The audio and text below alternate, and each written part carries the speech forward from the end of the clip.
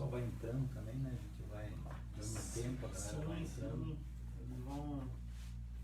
Aos pouquinhos vai chegando as pessoas e tal.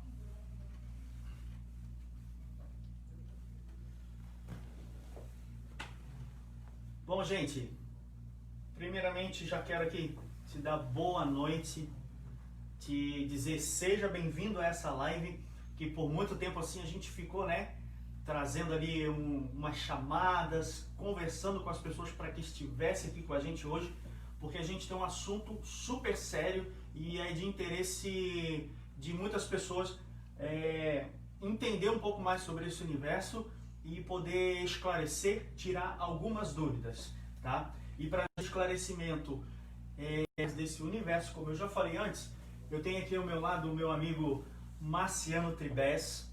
É um cara que eu digo particularmente dispensaria qualquer comentário, qualquer apresentação, mas eu vou deixar que ele faça isso. Marciano, fica à vontade.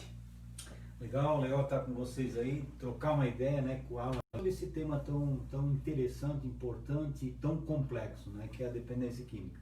Como o Alan falou, meu nome é Marciano Tribes, eu de formação sou pedagogo, mas sou especialista em dependência química e fiz um mestrado na área da prevenção, onde a gente pesquisou, na verdade, qual a influência da mídia na criança e no adolescente. Como é que a mídia trabalha com a criança e adolescente, principalmente com a ideia de vender a ideia do uso de droga, né? Então, esse foi a minha dissertação de mestrado.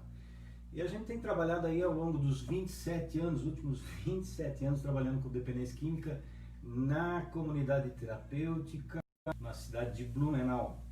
Eu trabalho como diretor de política sobre droga, Secretaria Nacional de Política sobre Droga em Brasília, onde a gente ocupou lá um cargo de pesquisa e formação. Então, tudo que tinha de pesquisa e formação, o que tem nesse momento acontecendo no país, a gente também teve acesso, né, e pôde acompanhar alguns temas polêmicos. Eu acho que não vai dar tempo para entrar em todos esses temas aqui, mas, por exemplo, uma pesquisa que é o terceiro levantamento domiciliar sobre drogas no Brasil, custou 8 milhões de reais para os cofres públicos do país, porém não vai poder ser divulgada como terceiro levantamento, porque não seguiu critérios do primeiro levantamento, do segundo levantamento, teve intenções ideológicas nessa pesquisa, por exemplo, e acabou sendo direcionada, por exemplo, essa pesquisa diz que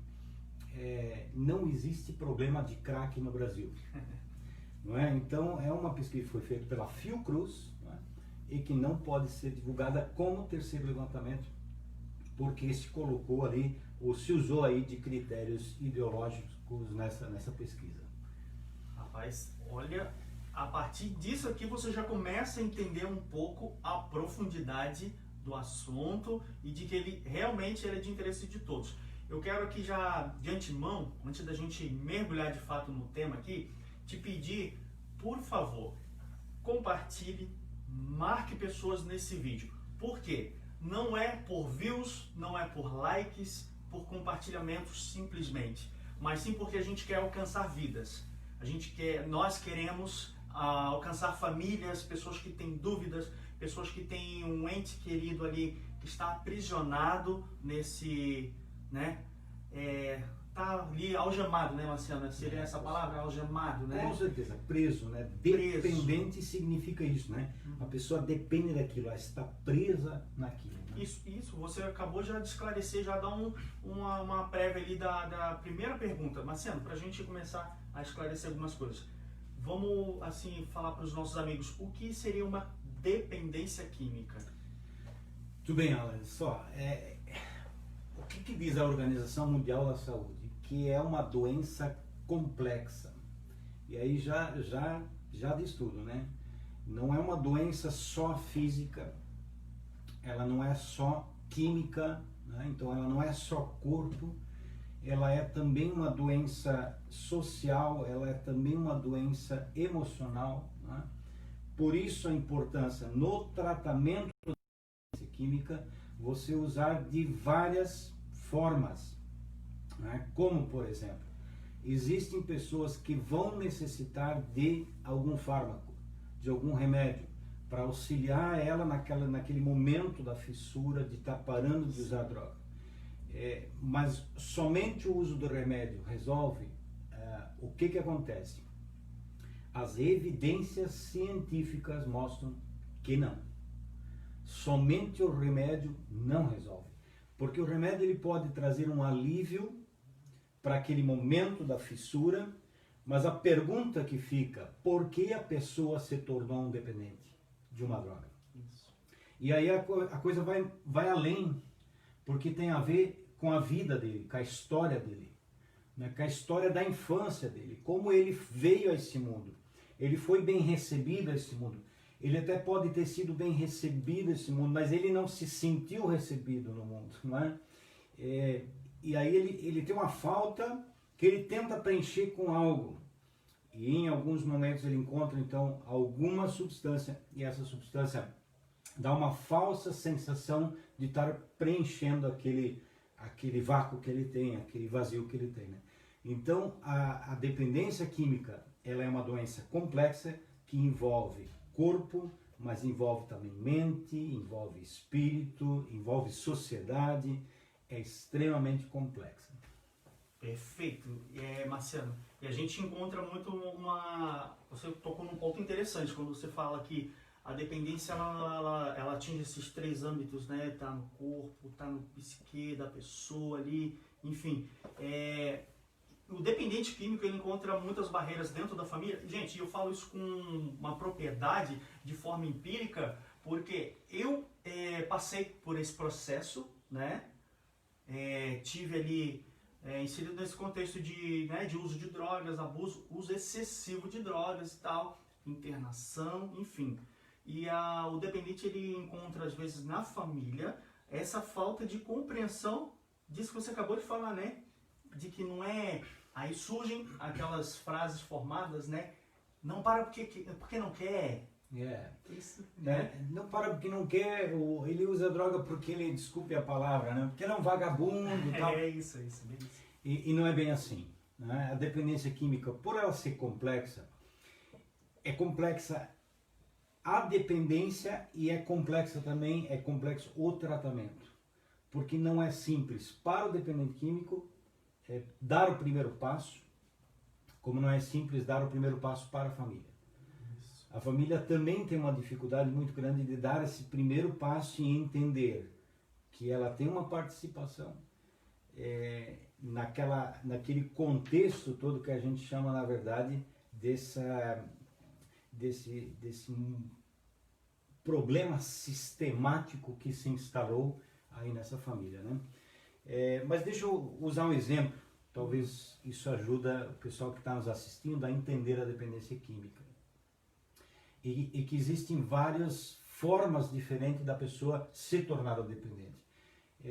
Num determinado momento nós acolhemos uma pessoa na comunidade terapêutica, quando eu lá trabalhava, isso já faz aí mais de 15 anos, e essa pessoa, eu não vou citar o nome dela, né, mas essa pessoa chegou e ela tinha um rosto muito amargurado, muito triste, na verdade já há meses. Tu tens algo para me dizer? Tu tens algo que te incomoda? E isso era umas... Isso eu tenho tempo, sim. Mas eu vi que eu ia perder o almoço aquele dia, né?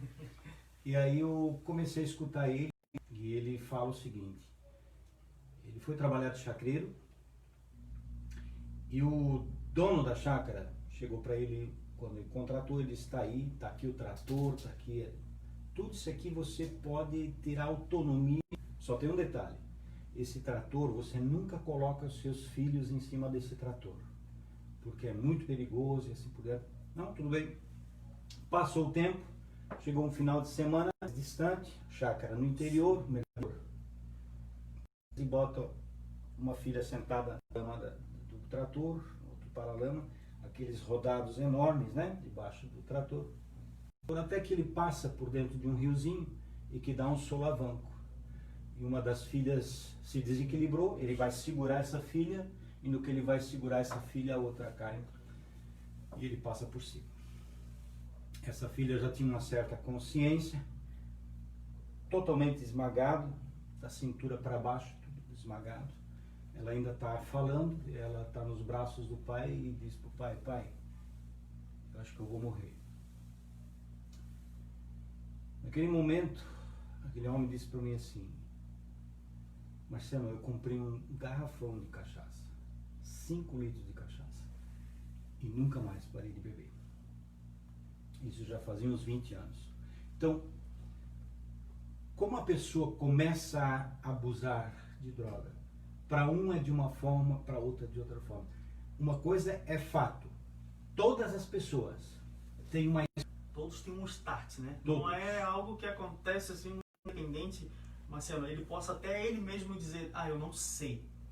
Ele pode, de repente, não se conhecer, um autoconhecimento de todos, né? Com certeza. E aí entra a importância dos grupos de apoio, Isso. Aí entra a importância da comunidade terapêutica, dos profissionais, do psicólogo, do pastor, que vai sentar com essa pessoa, ouvir essa pessoa, para chegar, ou com ele encontrar onde está o detalhe que o levou à dependência química. Que ele não sabe. No primeiro momento, o dependente químico não sabe por que ele está usando. Até ele chegar lá e ver a família dele. Como ele foi educado. E cuidado, aqui não que a família o educou para ser um dependente químico. Alguns costumes da família. Vamos lá, nós estamos aqui no sul, você é do Rio, né? No Rio é samba, né? É isso aí, boemia, Arcos da Lapa, tudo aquele negócio. Nós estamos no sul, várias festas com cerveja, com vinho, então nós temos uma cultura e essa cultura ela pode nos influenciar. Por exemplo, o primeiro banho.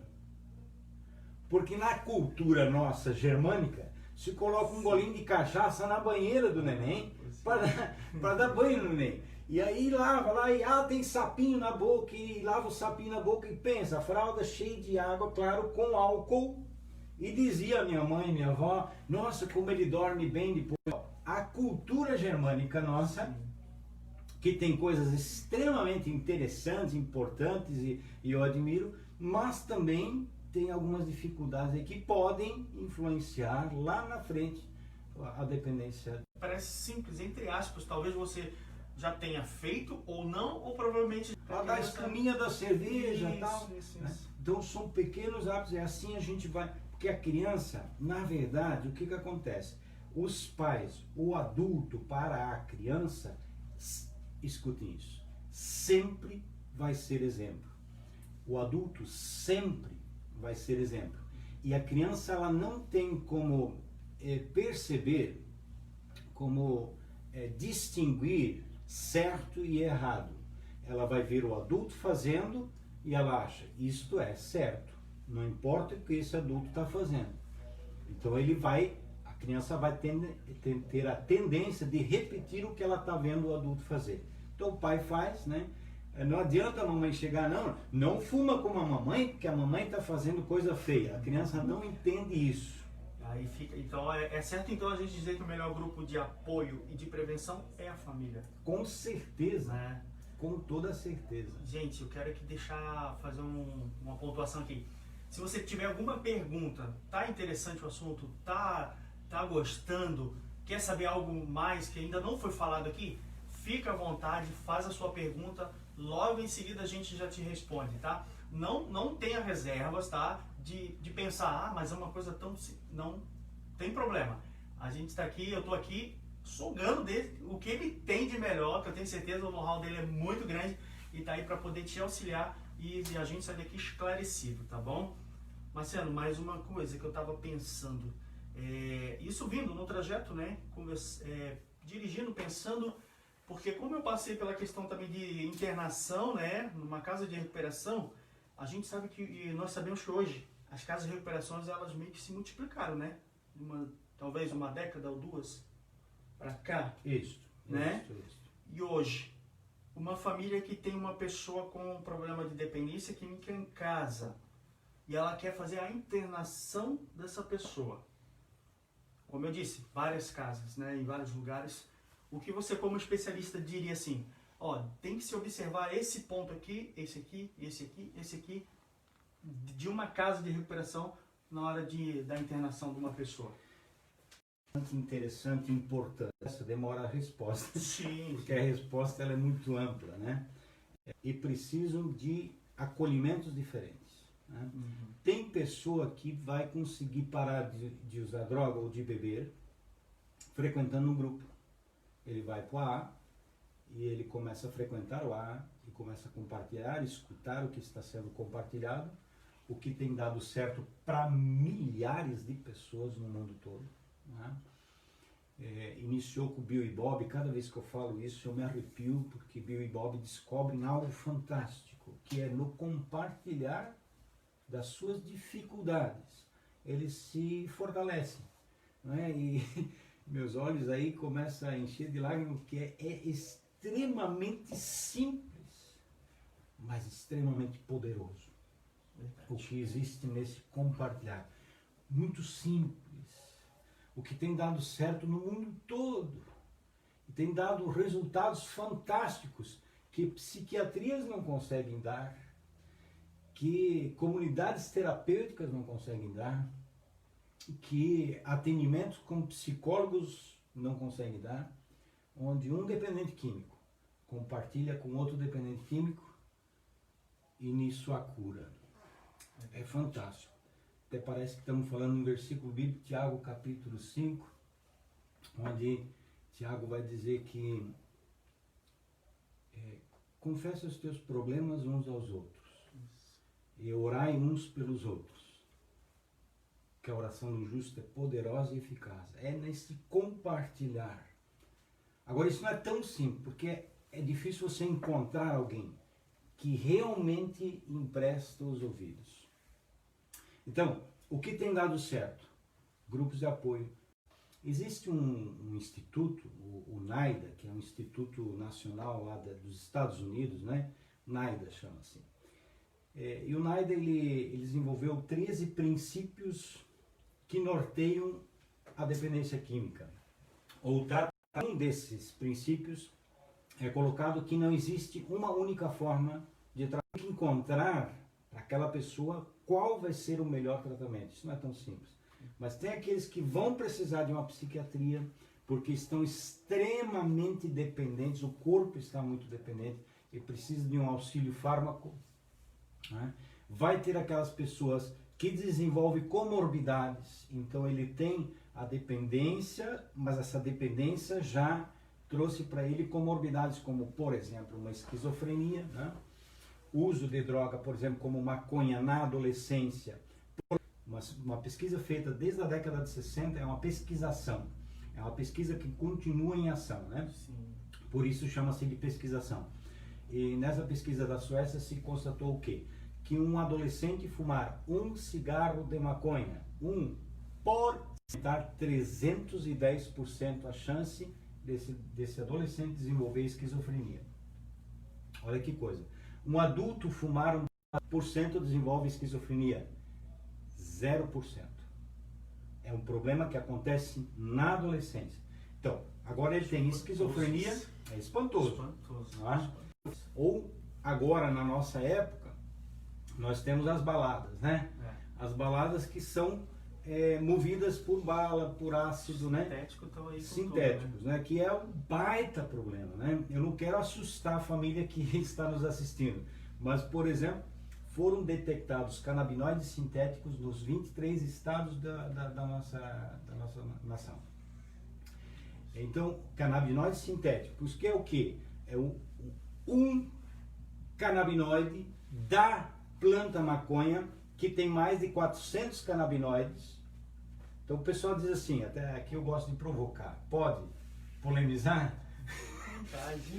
O pessoal pergunta, maconha é medicinal? Não. Maconha não é medicinal. Ela existe componente na maconha. Desses 400 canabinoides, por exemplo, nós temos um que é o canabidiol, que pode ser usado para alguns casos de epilepsia, mas para alguns raros casos de epilepsia. Pode ser usado um fármaco que é elaborado a partir desse princípio ativo chamado canabidiol, ou seja, não é fumar maconha que é medicinal, é extrair dele. Eu gosto de usar um exemplo, eu tenho uma latinha que eu uso todo dia, regulador de pressão arterial. Às 3 horas da tarde, meu celular toca e eu sei eu tenho que tomar captopril.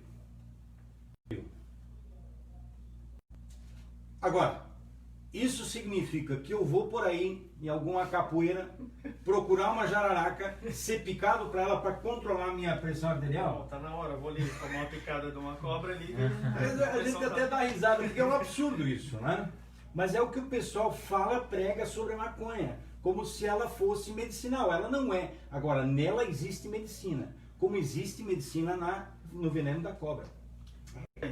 Tão grande porque, assim, é como se fosse uma guerra. Ali está o jovem. Quando eu falo jovem, é porque é o público-alvo, né, maior, né? Que está mais aí nessa... Os mais velhos não façam uso ou já pararam, enfim. Mas os jovens, ele está aqui no meio. Aí de um lado tem um público mais conservador que tenta, né, orientá-lo e tal, mas no outro lado ele também tem uma sociedade totalmente descomprometida com a farmácia, enfim, que traz para ele uma nova cultura, né? Uma nova cultura, e que ele, talvez por necessidade de não se sentisse quadrado, né? O que não, né? Isso. Ele acaba talvez pendendo para esse lado que resulta no que a gente tem hoje aí. E você começa a bombardear esse jovem com a ideia de que maconha é medicinal, é uma droga recreativa, não sei o que, não faz mal, faz menos mal que o cigarro. Esses são os comentários que tem. O jovem vai escutando aquilo e vai interiorizando essa mensagem, né? Agora, por trás dessa mensagem existe uma indústria compromissada com a vida, vendo apenas os maiores investidores do mundo hoje. Tem investido em compras em terras do Paraguai, Bolívia, Colômbia, Peru. Né? Paraguai, segundo maior produtor de maconha do mundo. Amigo íntimo, Mojica, ex-presidente do Uruguai, que liberou maconha, amigo íntimo de Jorge Soros. Jorge Soros, ele é presidente fundador de uma ONG chamada Open Society. Traduzindo Open Society, Sociedade Aberta. Financia marcha da maconha em 23 países, ele financia. 2 milhões de dólares só em mídia, para bombardear os californianos com a ideia maconha é medicinal, maconha é medicinal. Massificar isso, né? Isso. Agora, por trás disso, lucro. Dinheiro, é isso que interessa. Medicina, maconha não é medicinal. Agora, existe medicina. E sou a favor de extrair tudo que é possível. Até porque a pessoa que vai tomar, que não é esse princípio ativo. O princípio ativo... Poxa, interessante, gente. Eu tô aqui, só absorvendo. Espero que você também. E se tiverem perguntas, repito mais uma vez, tá? Fica à vontade, de qualquer natureza, tá, gente? Seja ela do seu fisiológico, tem alguma dúvida, tem um parente, um amigo, tem também a questão do aconselhamento, né? Tem a questão do aconselhamento. Porque, assim, as pessoas, ela nunca usou, ela é uma pessoa bem tranquila, mas ela tem um amigo que ela gosta muito e que ela percebeu que ele está envolvido com drogas. E ela, talvez isso seria um lado mais psicológico, né? Alguma dica? Por exemplo, como tratar, como lidar, não parecer conivente com o uso, mas também não parecer indiferente com a dor que ela tem sobre essa condição. Isso é um assunto bastante polêmico, porque o jovem, do adolescente, eu vou ajudar meu amigo, tem muito isso, né? A menininha, teu coleguinha, né? O namoradinho que usa uma droga e tal, e ela, mas eu amo ele, e o meu amor por ele, eu vou aconselhar, ele vai parar, daqui a pouco ela tá fumando junto com ele, né? Então é muito delicado quando a gente fala isso do público adolescente, né? Talvez um princípio bíblico ajuda. Jesus encaminha as pessoas para levar o evangelho, para anunciar o evangelho, e ele diz, vão de duas em duas, né? Ele não vai sozinho. Não vai sozinho, pode dar zebra. Sempre importante que eu vou visitar alguém que tem a problemática, que eu vá com mais pessoas, principalmente se eu também tenho uma tendência como o pessoal acabei não falando, mas também fui usuário de droga, né? E estou há 27 anos limpo, pela graça de Deus. E até hoje, quando eu vou para um lugar bastante delicado, complicado, eu gosto sempre de levar alguém junto comigo, né? Ah, Marciano, tu é fraco? Eu sou alguém que entendeu a dependência química. E sei que eu posso cair. E não quero cair. Eu tomei a decisão há 27 anos atrás que eu não quero mais usar droga. 27 anos atrás. Mas tenho vontade de usar droga? Tenho. Nossa, eu tenho vontade de 27 anos. Sei como é que é. Mas 27 anos nessa luta. Todo dia é mais um dia. E eu vou ficar de pé. Então, eu sabendo disso, eu tomo cuidado até para ir visitar alguém. Agora, é importante fazer esse aconselhamento, visitar essa pessoa que está iniciando, não com conversa do tipo, para de fumar isso porque faz mal. Isso não ajuda em nada. Mas dá o teu próprio testemunho. Cara, eu também pensei que isso aí era assim, ó. Mas me dei mal. 8 amigos meus morreram de acidente. Quantas coisas eu perdi, né? E assim, para quem já tem uma pessoa em casa, ou de repente você desconfia, porque tem essa questão, os pais sabem, a sociedade já sabe, porque não é comum, né? Porque a pessoa muda radicalmente o comportamento, o semblante, a atitude, enfim, a vida dela vira de pernas pro ar, de fato. Mas também tem aqueles em que os pais estão desconfiados, né? Ele pensa, poxa, acho que meu filho, né? E não sabe exatamente o que fazer. Aí os pais, não sei se torna de não ser o que eles estão pensando, mas assim, cada pai conhece seu filho, não é verdade, Marciano? Então, a gente acha assim, o que a gente poderia passar para eles assim, ó, age assim, eu aprendi assim também, eu tenho repassado dessa forma também, tem funcionado. É um auxílio, na verdade, né? Para um pai que de repente está assistindo aí e está com essa dúvida, poxa, eu acho que meu filho está entrando nessa aí. Então, vamos lá. Os pais, principalmente a mãe, ela tem uma preocupação bastante acolhedora, né? É verdade. Ela quer abraçar o filho, quer segurar o filho e tal. E muitas vezes as mães vêm para mim e dizem, Marcelo, eu acho que meu filho está usando droga. Eu disse, mas por quê? Porque ele está rebelde, ele não está dormindo mais, durante o dia ele dorme, à noite ele não quer dormir, ele está comendo muito, ele está... E geralmente eu digo para essas mães, ele é adolescente. Simples assim. Ele é adolescente. Adolescente quer dormir durante o dia, à noite não quer dormir, adolescente come muito, adolescente se irrita, né? Então ele é apenas adolescente. Então vamos lá. Primeiro ponto, não ficar paranoico, achar meu filho está usando droga. Não, ele de criança passou a ser adolescente. Olha como isso é sério. Se ele tinha uma porção, eu vou usar essa xícara agora com uma ideia de porção. Uma porção de testosterona, que é o hormônio masculino, né, que nos caracteriza como masculinos. Então, se ele tinha uma porção quando criança, 8, 9, 10 anos de idade, ele tem essa porção. Quando ele entra na pré-adolescência para adolescência, 11, 12, 13 anos, essa porção aqui, ela se multiplica 15 vezes. Então, é 15 vezes mais testosterona no corpo. E faz com que ele fique, as extremidades elas se alongam, o tronco fica praticamente parado, mas as pernas ficam mais compridas, ele fica mais desengonçado, vai jogar bola, ele se atrapalha e tal. É a adolescência. Claro que nessa adolescência também é um momento de experimentações. E facilmente a pessoa pode experimentar. Minha dica como pai, né? Pai de 2 filhos, o Jonathan e o David, que estão aí, na verdade, nos auxiliando aqui também nessa live. E o que a gente fez muito com o Jonathan e com o David? Aparece na live aí, David.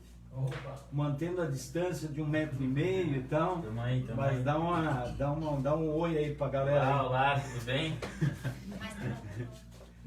O Edson também tá aí, né?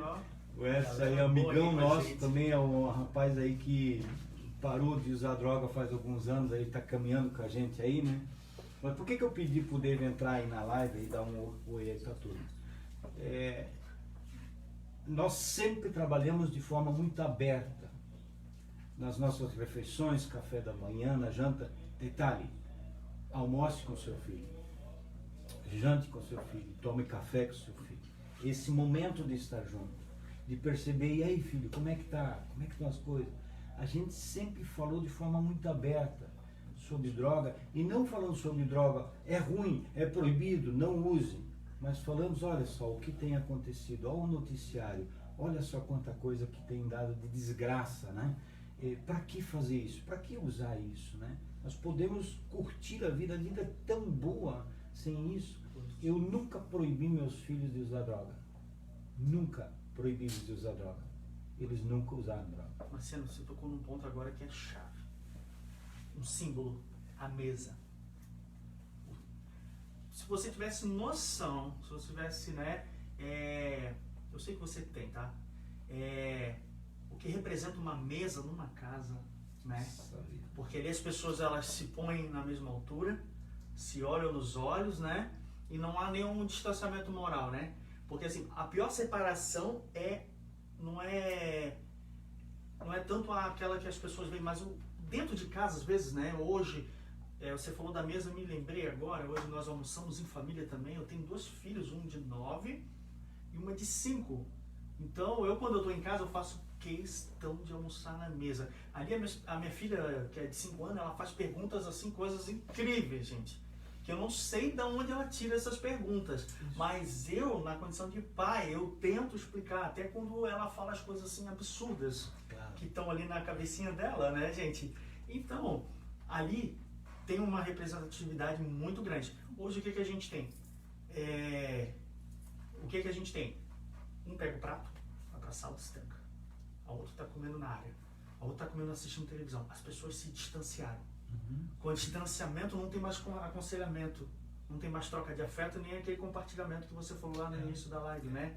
Isso é complicado, né? A importância é a Cruz Azul. Eu trabalhei na Cruz Azul um tempo e tinha uma campanha na Cruz Azul aí ano passado, ano retrasado, que era refeição em família. Essa era a campanha. Por quê? Porque o poder que existe no estar junto numa mesa é uma coisa impressionante.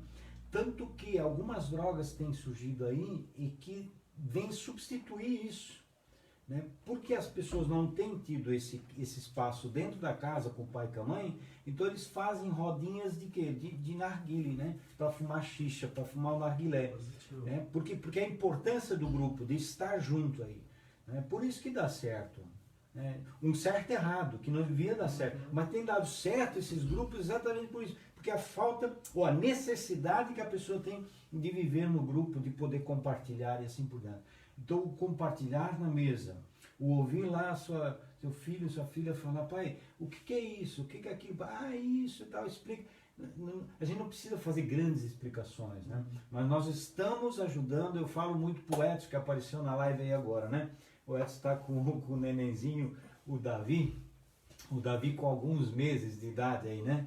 E a gente conversa um pouco. Será que ele já entende? Ele me pergunta às vezes, o Edson me pergunta, já entende? Ele está construindo o cognitivo. Tudo que está acontecendo aqui, ele está pegando. Do jeito dele. Mas ele está construindo as suas fendas sinápticas, né? O seu cognitivo, que é como eu entendo as coisas, como eu construo o conhecimento, ele já está começando. E lá, pai e mãe na mesa, está ajudando a construir a saúde mental do filho. Poxa, isso é a coisa mais linda, né? Poxa, a família é tudo na nossa vida. Vamos dar um salto assim, ó, nesse bate-papo aqui. A gente estava falando antes aqui sobre uma coisa que é gravíssima, gente, que infelizmente ela está se alastrando assim de uma forma quase que incontrolável no Brasil, né? Faço aqui o uso da palavra que tu fez antes, o advento do crack no Brasil. Gente, é sério, é gravíssimo. Eu sei do que eu estou falando, eu passei por isso, essa experiência horrível na minha vida. Então, assim, Marciano, o que nós temos hoje, né? Cracolândias espalhadas em todos os lugares. Todos os estados têm uma Cracolândia, né? Cidades, enfim. Hoje, olhando, qual é a sua visão? Caso de saúde pública ou caso de segurança pública? Depois chega nesse estado. É uma linha tênue, né? Que divide as duas coisas, né? É muito complicado.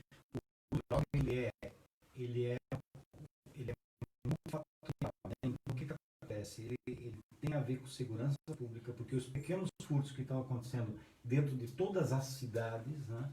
Esses pequenos furtos eles acontecem para manutenção do crack, para o uso de droga. Então, ele é um problema de segurança pública. Eu estou falando dos pequenos furtos, mas também existem outros tipos de crimes que são motivados pelo uso do crack.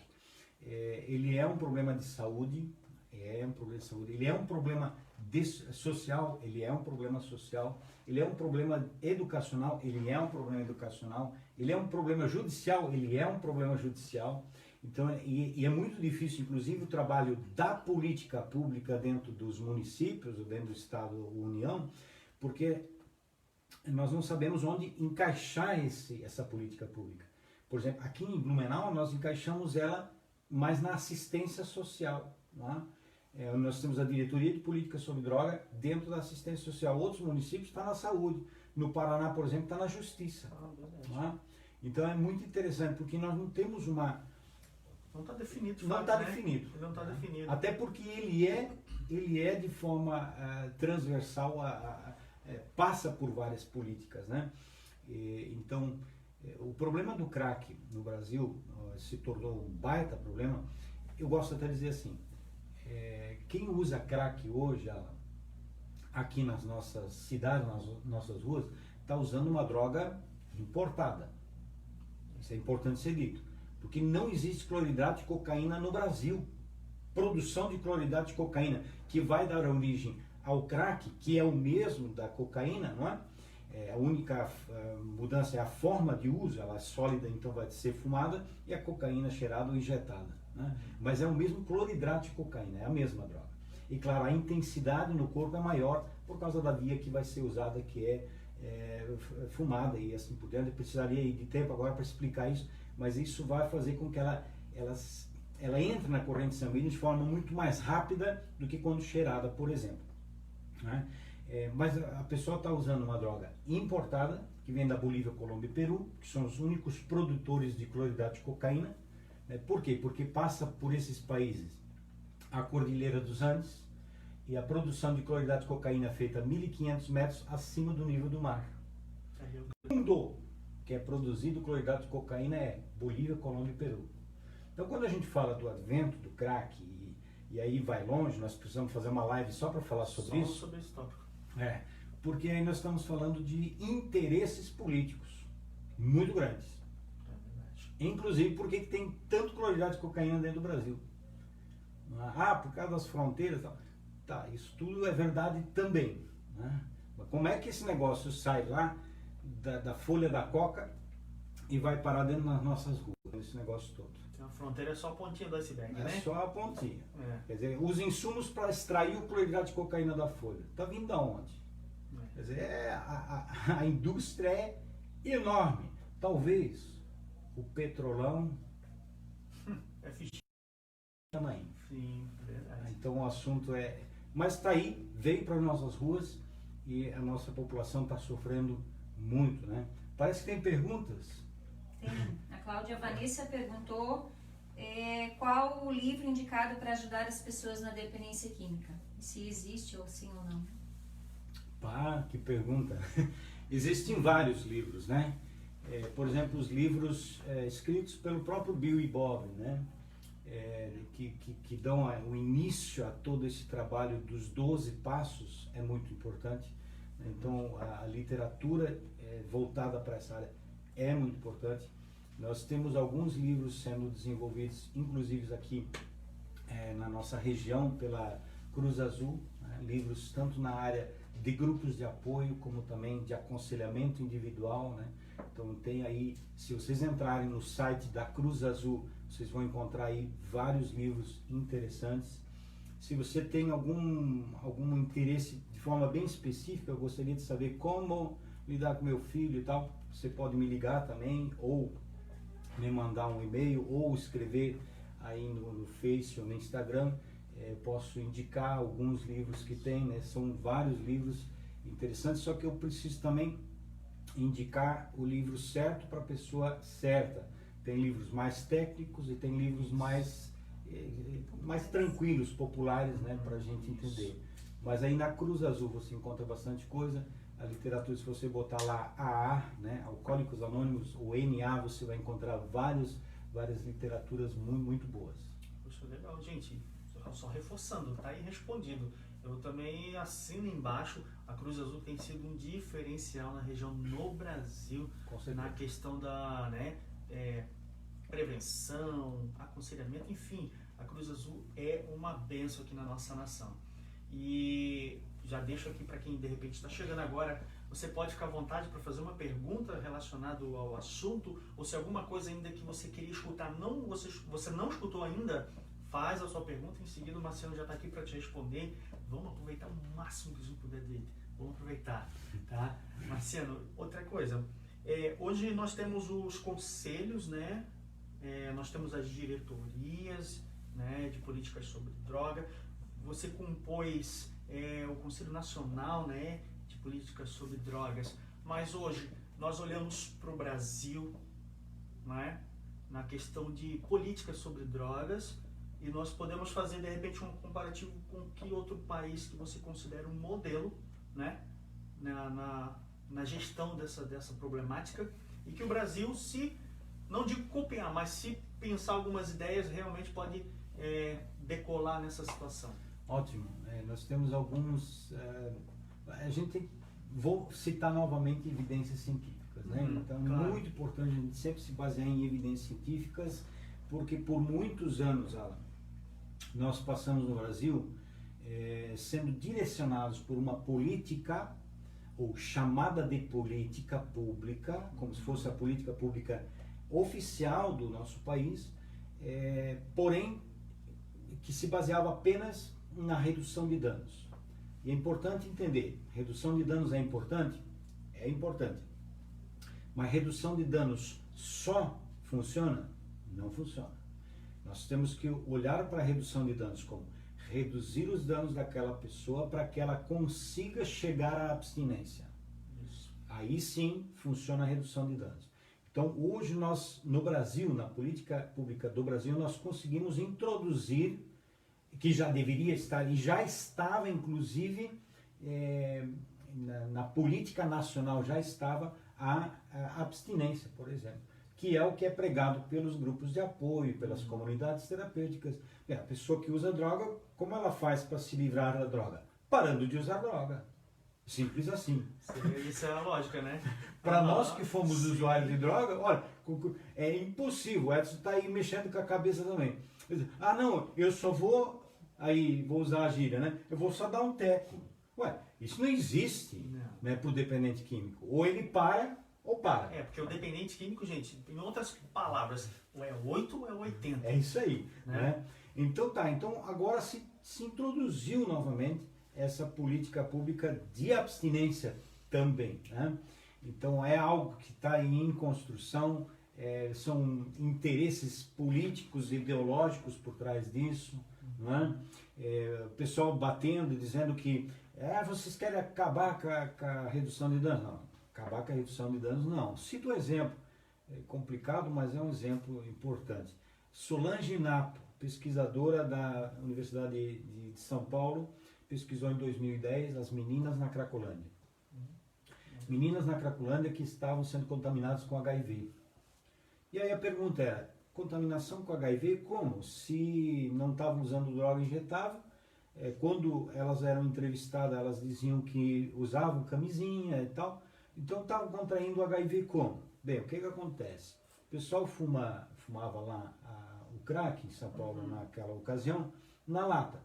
Sim. Lata de alumínio, faz os furos na lata, O crack, pessoal, não pega fogo como cigarro, por exemplo. Você tem que ficar segurando o fogo na pedra lá, né? E aí o que acontece?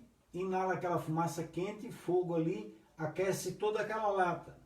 A lata acabava dando fissuras nos lábios das meninas. Agora vem um assunto um pouquinho chato, mas faz parte, né? Então o que acontece? Como essas meninas ganhavam dinheiro para comprar a pedra? O programa sexual que elas faziam, né?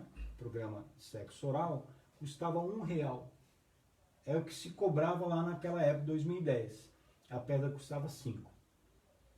Bem, fissura labial, já deu para entender como é que funciona. O que o Estado de São Paulo fez? Começou a distribuir cachimbos.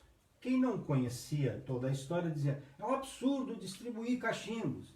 Não, é uma redução de danos. Essa pessoa estava usando droga e estava sendo contaminada com HIV. Para não ser contaminado com HIV, vamos distribuir cachimbo porque vai evitar essa contaminação. Então, olha só, a redução de danos ajuda, mas não ajuda a parar de usar droga. Ajuda a melhorar uma outra doença, ou a evitar uma doença, né? Mas não ajuda aí essa redução de danos. Ah, eu estou fumando pedra, eu vou cheirar cocaína, eu vou fumar maconha. Isso não existe. Essa não funciona. Isso é falácia. Sim. Não existe evidência científica em lugar nenhum do mundo dizendo que esse negócio funciona. Poxa, que interessante. Esse é um ponto que eu nunca parei para analisar, não sabia. Interessante.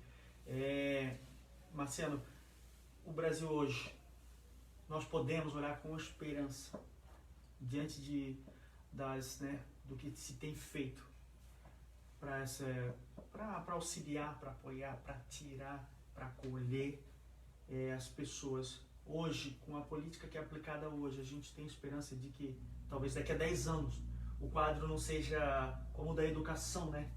Que, vou fazer aqui um adendo aqui, como o da educação que se investiu tanto e hoje, né, tá ali como um dos últimos lugares, né, nessa questão. Então talvez não seja nem a questão de tanto investimento, mas sim de saber onde investir e escutar quem realmente está na ponta da linha, né, que realmente sabe o que de repente seria mais eficaz, né. Eu vejo esperança, sim, Alan, porque nós conseguimos e estamos trabalhando numa outra vertente. O Dr. Quirino, que é o secretário nacional da Senapred, né, da secretaria vinculada ao Ministério da Cidadania, tem feito um trabalho fantástico. Né? Por exemplo, nós temos financiado comunidades terapêuticas a partir do governo nacional. Agora, semana passada para cá, está surgindo mais 11 milhões que vão ser aplicados do governo nacional nas comunidades terapêuticas para acolher morador de rua, em situação de rua, usuário de droga que precisa ir para uma comunidade terapêutica, inclusive com valor diferenciado de R$ 1.500, mais do que o outro convênio que tem, né, para uso de droga. Então, há uma preocupação em investimento, mas isso é paliativo porque é a pessoa que já está usando droga. Nós temos que investir de forma muito pesada na prevenção, de forma muito forte. Isso vai ter que fazer parte da educação. Então, o Ministério da Educação, o Ministério da Damares, lá, o Ministério da Família, precisa entrar também nesse e já está, né? Já está. Mas nós temos encontrado barreiras, inclusive com os profissionais, né? Que não aceitam uma mudança na forma de educar, na forma da educação. Ah, isso não é papel da escola. Claro que é papel da escola. Né? Então, nós estávamos aí discutindo educação de gênero na escola, e não podemos discutir a questão da prevenção às drogas. Né? Então, é claro que sim, é possível, é o local para fazer isso. Se a gente pensar a sociedade de forma ampla, a escola é como se fosse um funil da sociedade, onde funila, né? É lá que nós temos o coletivo de pessoas onde a gente pode fazer o trabalho, passar a informação, e a criança nós temos aí parcerias, né? Estado, sociedade em geral, enfim, é uma parceria, porque a gente sabe que, como foi falado antes, eu repito, nós vivemos em compartilhamentos. Nós temos mais uma pergunta, é isso? Temos. O Josiel Pereira faz o seguinte questionamento. Marciano, no seu entendimento, o que ainda está faltando ser introduzido em relação a políticas públicas e legislação para que o Ministério da Saúde aceite o fato do tratamento ser ofertado pela modalidade comunidade terapêutica acolhedora. Josiel, o nosso Josiel. É o nosso Josiel. Josiel, um abração para ti, Josiel, lá de Curitiba. Opa, um abraço, Josiel. Posso, não pode me dizer se posso ou não posso, mas Josiel é parceiro também, né? Josiel, a saúde, ela tem uma dificuldade porque ela estabeleceu vários fluxos de atendimento, né? Então, o CAPS, por exemplo, tem feito um bom trabalho. O CAPS, quando surge na década de 90, ele vem com um objetivo muito claro de fazer um atendimento ambulatorial. E isso foi muito bem entendido e pensado, estruturado, mas era para uso de álcool, para uso de maconha, né? Depois nós tivemos o advento do crack, com muito carinho, mas o atendimento CAPS para usuário de crack, infelizmente, as evidências científicas mostram que não tem sido eficaz. Tá? Então, o atendimento eu até tenho falado, como a sociedade toda teve que se reinventar por causa do crack, o CAPS também precisa se reinventar. Nós já temos o CAPS em Blumenau, que é o CAPS 3, por exemplo, que tem a hospitalidade. Então, já é uma reinvenção. Quer dizer, já tem a possibilidade de internação da pessoa para uma desintoxicação. Porque o usuário de crack não dá para pensar que eu vou fazer um atendimento ambulatorial com ele e receito lá um remédio para eles, agora tu vai para casa então. Ué, é impossível. Para quem é usuário de crack sabe que essa dinâmica não funciona, né? Então a saúde ainda está com dificuldade de ultrapassar essas barreiras, né? E entender que precisa ser reinventada. Nós estamos trabalhando, eu digo como um gestor da política pública, agora aqui no município, mais envolvido também com a Cruz Azul e envolvido então na discussão nacional. Esses tempos atrás eu estive novamente em Brasília discutindo a dependência química com o Dr. Quirino, com os doutores em Brasília. Então nós precisamos reinventar também dentro da saúde o trabalho do atendimento ao dependente químico. E não entendo diferente do que uma modalidade que vá internar a pessoa.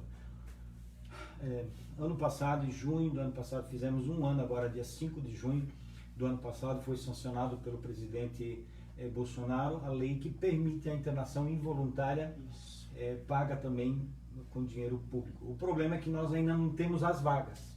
Nós já temos a lei, mas nós não temos as vagas. Então é algo que precisa ser construído. O Dr. Quirino tem trabalhado para que os hospitais regionais tenham leitos psiquiátricos que possam fazer esse atendimento. Então, estamos trabalhando, mas encontramos muita barreira, principalmente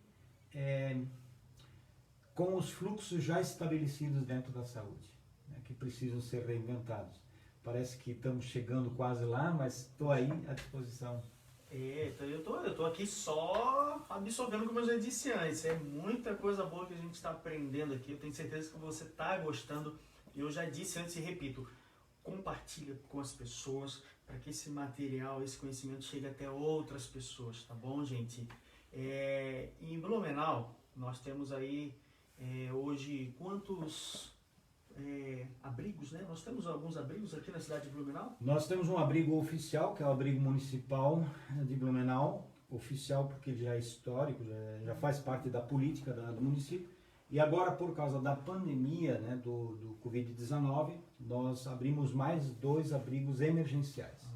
Então nós tínhamos o abrigo que atendia até 50 pessoas, hoje nós temos abrigado em torno de 80, 90 pessoas todos os dias, né, com esses outros 2 abrigos emergenciais, onde um grande número desses são usuários de droga, e a ideia é, durante esse abrigamento, com os técnicos, trabalhar esses usuários para que eles aceitem, por exemplo, um encaminhamento para uma comunidade terapêutica ou, né, para uma clínica e assim por diante. Blumenau tem hoje 44 vagas pagas pelo município, né, são vagas dentro de comunidades terapêuticas pagas pelo município, em 3 comunidades que são aqui de Blumenau, Serênio, CTV e Jovens Livres, né? Jovens Livres é em Gaspar, mas o escritório é em Blumenau, por isso também tem algumas vagas lá. Então nós temos feito, e fora os convênios com o Senapred, com o Reviver, que é aqui do estado de Santa Catarina, a gente deve ter hoje em torno de 60 a 80 pessoas acolhidas em comunidade terapêutica, né?